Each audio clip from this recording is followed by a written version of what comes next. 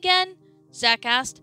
She's the real tiny one in diapers, Liam answered. The Hispanic girl scoffed. Oh, please. They aren't going to hurt Lincoln again. Not if anything, if I have to say about it. I did kick Lynn's ass a couple of weeks ago. That fight was awesome, by the way, Rusty added. Clyde shook his head. No, Ronnie Ann, you don't understand. This isn't like being nervous around bees or snakes. Lincoln's been having these nightmares for weeks, up to the point where he's developed a phobia of his siblings. From what his parents told me, he can't even be in the same room as them without freaking out. He's even started to become afraid of falling asleep, which is I noticed in history this morning. He nodded off for a moment, but then he was spooked awake a few moments later. And I don't know what happened to him. He went to use the can. The rest of the group didn't know what to say about that.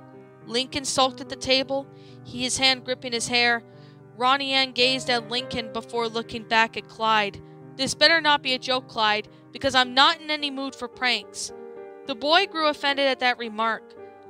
Lincoln's been living in my house since he left the hospital on Saturday, and why would I be joking about something like this? Mr. and Mrs. Loud don't want to risk Lincoln hurting himself if he's in the same house as his fears, so he really needs some professional help for this. What about this lady you usually talk to? What is her name? Dr. Lope or something? Liam stated. Lopez, Liam.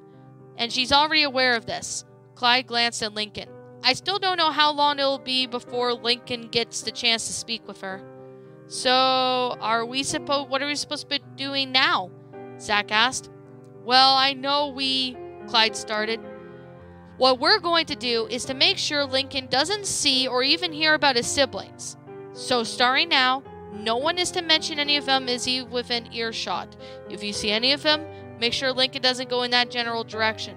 At seeing that lame-o panicked from going to the bathroom, someone will be next to him at times so he doesn't become scared, Ronnie Ann ordered.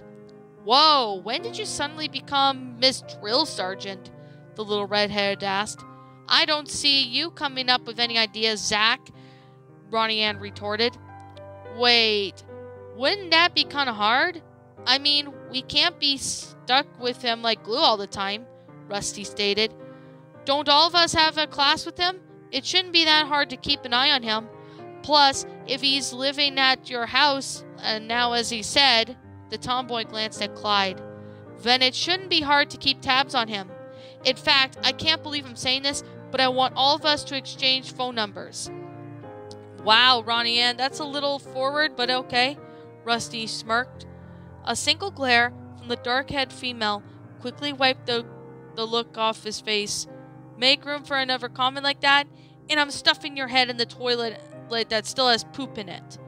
Yes, ma'am, Rusty gulped before fishing out his phone. Do you think they're aware of this too? Liam asked.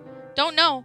Well, I'm going to ask a few of the questions. Ronnie Ann stood up, slightly in her seat, looking around in the lunchroom. Clyde noticed this with the memories that the lunch brawl coming to mind immediately. Ronnie Ann, please don't do something that would get you suspended again. I won't, Clyde. That's why I'm going to ask her after school. Who? Rusty asked. Zach ate some of his peas before casually glancing out the window.